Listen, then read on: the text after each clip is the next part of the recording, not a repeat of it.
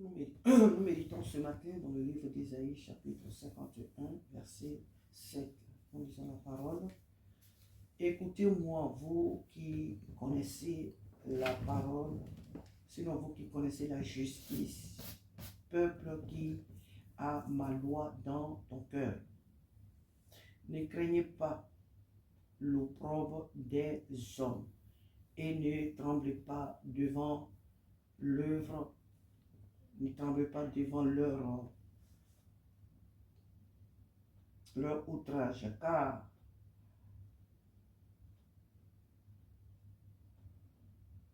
la teigne les dévorera comme un vêtement et la gerce les rongera comme de la laine.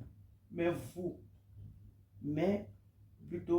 ma parole durera éternellement et mon salut s'étendra d'âge en âge. Il dit, écoutez-moi, vous qui connaissez la justice, peuple qui a ma loi dans ton cœur. Écoutez-moi, Dieu ne parle pas ce matin à des incrédules.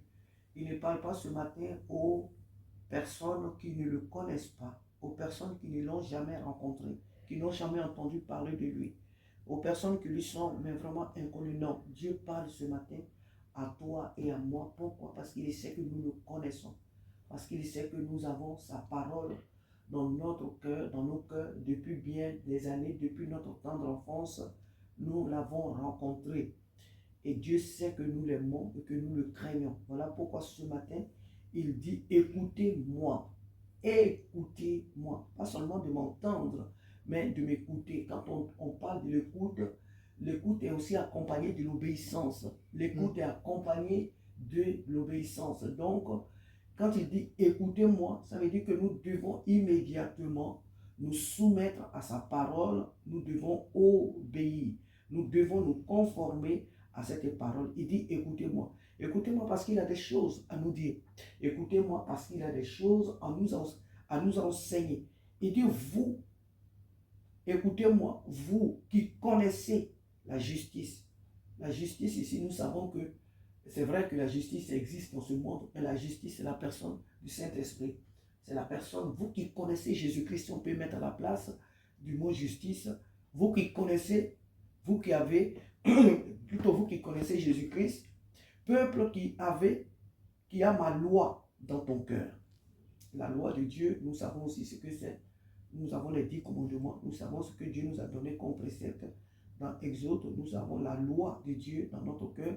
Donc nous savons ce qui est bien et ce qui n'est pas bien. Nous savons ce qui est mauvais pour nous et nous savons ce qui ne l'est pas. Et donc le Seigneur, lorsqu'il nous parle ainsi, ce qui veut dire qu'il nous fait confiance.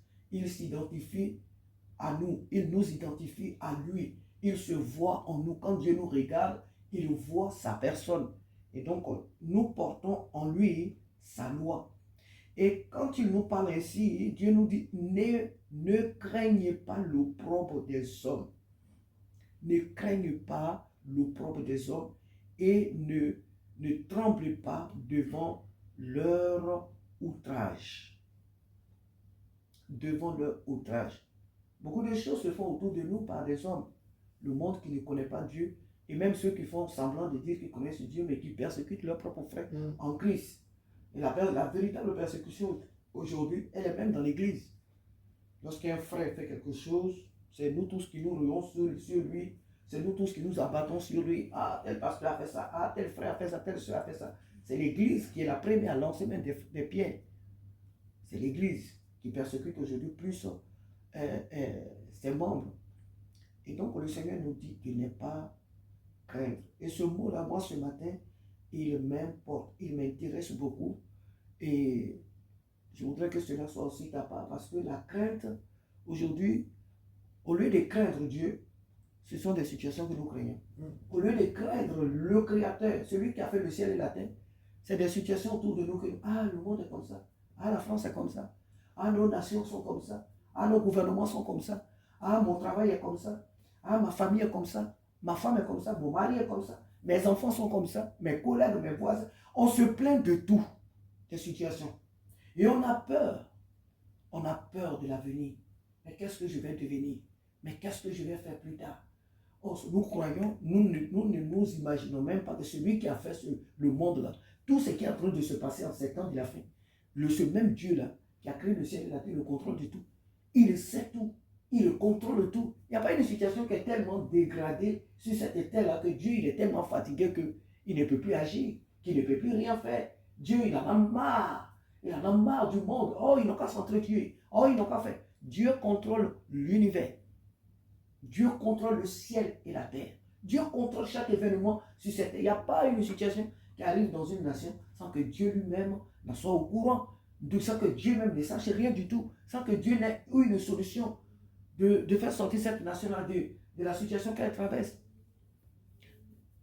Nous craignons plus les situations, nous craignons plus des personnes que Dieu qui a fait le ciel et la terre. Or, la Bible nous dit quoi? Cherchez premièrement le royaume des cieux et sa justice, et toutes choses vous seront données par-dessus. Dieu veut qu'on le craigne. Pour m'arrêter là. Nous devons craindre. Il dit, ne craignez pas l'opprobre des hommes. Dieu ne veut pas qu'on craigne les situations autour de nous là.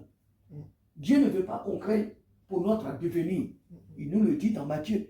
Il dit, ne vous inquiétez pas de ce que vous allez manger, de ce que vous allez boire, de votre avenir. Ne vous inquiétez pas de ces choses. Même si en France, on dit la vie est devenue comme ça en France. Même si on dit l'Afrique est comme ça. Même si on dit les États-Unis, on dit maintenant pour avoir le visa, même aujourd'hui pour travailler. Ne craignez pas ces choses-là. Ce n'est pas de cela que vous allez vous inquiéter. Qu'est-ce que vous allez porter? Où est-ce que vous allez habiter? Votre vie, là, ne vous inquiétez pas. Aucun bébé ne s'est jamais inquiété de ce qu'il va manger. Même si son père ou sa mère ne travaille pas, il sait qu'il va manger. Il sait qu'il va manger. Un enfant ne s'est jamais fait du souci de ce qu'il va manger ni de ce qu'il va devenir. Il n'y a que nous les chrétiens qui faisons ce genre de choses. Nous qui avons le créateur du ciel et de la terre. C'est nous qui avons ce genre de soucis et Dieu ne veut pas. Parce que ce serait trop le rabaisser. Ça serait le rabaisser, ça serait le ridiculiser. Ça serait même l'ignorer, l'insulter. De le prendre pour un incapable. Et Dieu ne veut pas vraiment que nous craignions l'opprobre des hommes. Dieu ne veut pas que nous tremblons devant les outrages, les menaces des hommes. Non, non, non. Dieu ne veut pas que nous tremblons devant des situations, quelle que soit leur hauteur, qu'elles soient hautes comme des montagnes, qu'elles soient larges comme la mer. Dieu ne veut pas que nous nous soucions de tout ce qui peut se passer dans notre vie. Il veut au contraire que nous le craignons, lui seul. Lui et lui seul. Donc, il parle lui-même de leur faim. Il dit quand la teigne les dévorera comme quoi? Comme un vêtement. Et la gerce les rongera comme de la laine. Mais, il dit, mais ma parole durera éternellement et mon salut s'étendra d'âge en âge. Donc, si nous avons celui qui est éternel, si nous avons en nous et avec nous l'indomptable, l'insurmontable, pourquoi nous devons craindre ce qui se passe, les hommes, et je ne sais pas, pourquoi nous devons nous inquiéter de ces choses-là? Dieu nous appelle tout simplement ce matin à être en paix avec lui, être en paix avec nous-mêmes, être confiant qu'il est au contrôle de tout. Il n'y a rien qui se passe dans notre vie que Dieu ne sait pas. Il n'y a rien qui se passe dans notre vie que Dieu ne contrôle pas. Il n'y a rien qui se passe au sein des nations que Dieu ne contrôle pas, que Dieu ne sait pas. Il n'y a rien qui surprend Dieu sur son trône. Alors soyons en paix. Craignons plutôt Dieu. Aimons Dieu, servons-le, mais vraiment de tout notre cœur. Sans réserve, sans hypocrisie, servons vraiment Dieu de tout notre cœur. Le reste là, il s'en charge lui-même parce que c'est lui qui est notre Père, c'est lui qui nous a créés. Que son nom soit béni. Amen. Amen. Que Dieu soit béni ce matin.